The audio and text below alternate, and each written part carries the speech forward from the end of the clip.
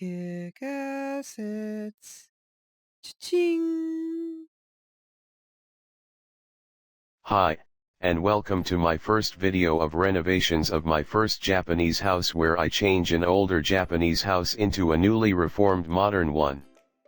I am not a professional by any means. However, I do have a brain and I use common sense and logic to get what I need done. In the end, it's all about the results. My aim in these renovations is to focus on cost performance where any DIY person can get the best bang for his buck, all while still making the place look amazing for potential tenants. Please be kind with your words and don't judge me if I do something Mickey Mouse. Also, I will try and keep the shits, fucks, and motherfuckers to a minimum for the sensitive motherfuckers out there, as we all know there isn't much swearing on an actual job site. Okay, let's get started on this journey. I'll let my less competent partner, Colin, take over from here. Here's a quick tour of the before of the house. Things that are usually considered for change when renovating are putting new floor in, doing wallpaper, and changing outlets and lighting. Upgrading the kitchen, bathroom, and toilet are costlier, but also very important for a big impact. Changing these things make a night and day difference to a place. As you can see here, some of the rooms have tatami mats, and some don't. The process will be a little different for the different types of rooms. The last tenant left a lot of junk and garbage behind that I had to deal with. And in Japan, agencies will charge a tenant when they do that. Personally, I've been charged 1 month for leaving 3 wine bottles behind one time. And I wasn't happy about that, but I had no clue how strict they were. And if you don't pay, they'll go after your guarantor. You have to sign a guarantor in order to get into a place in Japan, unless you go direct with the landlord, and he's really nice and trusting, which is kind of rare in Japan, unlike the West. I mean, in my experience, sometimes tenants have a carefree attitude and just leave their problems for others to deal with. And this is why Japanese landlords tend to use agencies rather than going direct with the tenant. And also why agencies charge so much. Oh, and also why you need to have a guarantor when renting. Because Japanese just don't trust the tenant. They have nothing against you personally, it's just better to be safe than sorry. The Japanese landlords honestly just don't want to deal with BS that the tenants leave behind. And I can tell you from my experience, 50% of my tenants leave that behind. 50% are really good, but 50% are shit. Unfortunately, that's the truth. Because when something's not yours, you don't treat it as nice. Or you don't care about it as much. And that's just the honest truth. I personally deal directly with my tenants, or at least have up until now, and I do my best to make every tenant happy. But sometimes I still get burnt, which sucks. And in Japan, garbage has to be separated, making it not easily to throw away in one shot. And also you have to pay to throw away some stuff. So I have to wait until it's a certain day to throw away certain things, such as burnable garbage, clothing, leftover wood, metal, pots and pans, knives, whatever, bottles, water bottles, whatever. Every day has a different day for garbage. And big things you have to pay to get rid of, or you have to cut them down. But things like a refrigerator and washer and dryer, that costs like $100 to get rid of. Okay, now that the long, pointless intro is out of the way, let's get started on this journey. Alright, before we get started, here is Blackie, a local stray cat that the old tenant used to feed, and even built a little house for it to sleep in. The poor fella must be missing the old tenant. Oh well. At least I heard from a neighbor that others are feeding and taking care of it as well. So I feel a little relieved, as I'd hate to see the little guy suffer.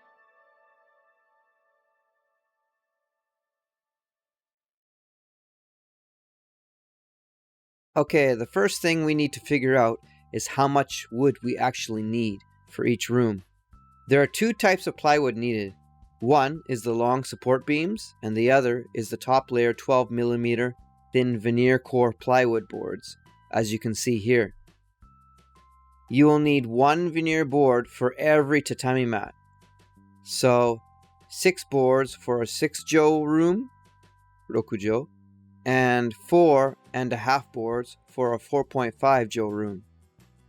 Jo is the unit of measurement Japanese use for tatami mats, so basically 1 jo equals 1 tatami mat. The big veneer boards are 180 centimeters by 90 centimeters and are 12 millimeters thick. The beams are either 2 meters or 4 meters long, and 30 millimeters by 40 millimeters. As you can see here, I am already ready to go. I bought 24 4-meter long beams, 18 2-meter long beams, and 33 veneer boards. I will go into more detail about them later, when I actually use them. Okay, so the first major job we need to do is we need to get rid of all the tatami mats, which can be a bitch, but it needs to be done. It's a messy pain in the ass, but must be done first, unfortunately, or else you can't do anything else. So, you can either put them outside and pay someone from the city to come and remove them, or you can throw them away yourself. If you pay the city to do it, it will cost you a certain amount per mat. And also there is a limit per time, like say around 5 to 6 mats. So basically it's going to take you a few different times anyways. So why not just do it yourself? So the other option is you can cut each mat up into halves or thirds and throw them away yourself on the burnable garbage day, which is usually twice per week. However, there is a 1 mat limit on that as well. 1 meaning 2 or 3 pieces that combined together equal 1 mat.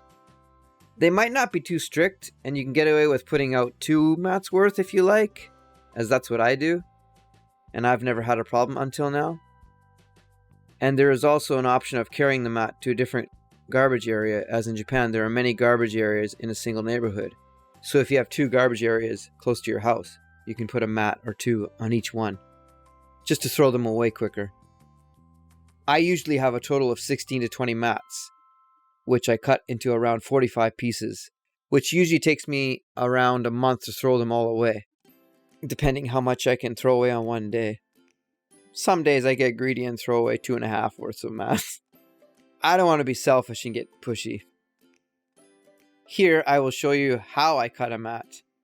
There are 3 ways I've seen: a simple saw, a circular saw, and a jigsaw. A simple saw takes way too long and is very tiring, and I've tried that a few times. A circular saw has kickback and can ruin either your blade and or the circular saw itself. And it's quite scary to do when it kicks back. I don't like it. I've tried that before as well. So I don't really feel comfortable using that method. So I personally always choose the jigsaw, which I actually found accidentally. As I figured there was no other way to cut things, I figured if a circular saw doesn't work, then how's anything going to work? But I just tried it for a joke one day, and it actually turned out that it was the best method. So the jigsaw does a perfectly good job. I bought a Black & Decker to do this. In this one I didn't go cordless, as it's something I don't really use that often. So I figured going for the cord version, which is also cheaper, was a better way to go, because the Black & Decker is maybe $50 or $60. Well, if I buy a cordless one, it's going to cost $300, which is stupid for something I don't use that often. Okay, each mat is 180 centimeters long and 90 centimeters wide, 50 to 60 centimeters thick. So I personally choose to cut them into 60 centimeters and make a rough cut, as it doesn't need to be perfect. The limit you can throw away is 90 centimeters by 90 centimeters. But A, I find them a bit too heavy, and B, I have to think about exactly when I want to cut them. The garbage people aren't that strict, but it just makes it that much easier. So in the end, I choose 60 centimeters. So to cut these things, you need to raise the height. How I do that is I usually use either other mats piled up or my plywood to start. Once I cut enough pieces, I use 6 tatami mat pieces, 3 on each side, to make my workbench. So when we're cutting here with our jigsaw, we push forward, but not too hard, as you don't want to bend your blade, as I've had that happen once already. And you can just use a rough blade, it doesn't have to be a fine one.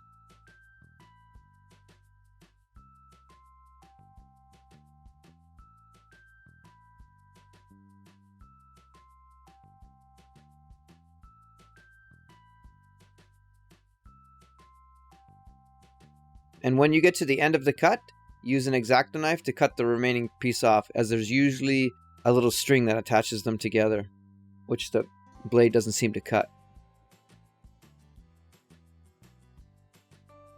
So the first 6 pieces I'll keep aside to make my workbench, and then the rest I'll stack by the door so they are ready to be taken out. Oh, a quick interruption to this broadcast. Just for the people who are unaware, like I was, I wanted to show you a miracle cleaning product. This little white cube, which actually comes in many sizes, cleans like magic. It cleans tough stains that doesn't easily come out with a regular rag or sponge. And all that's needed is a little moisture on it, and a little elbow grease. You can even spit on it if you want. Watch as I clean the stain with a little elbow grease. I can't remember what it's called in English, but they sell it at a dollar shop or a 100 yen shop here in Japan.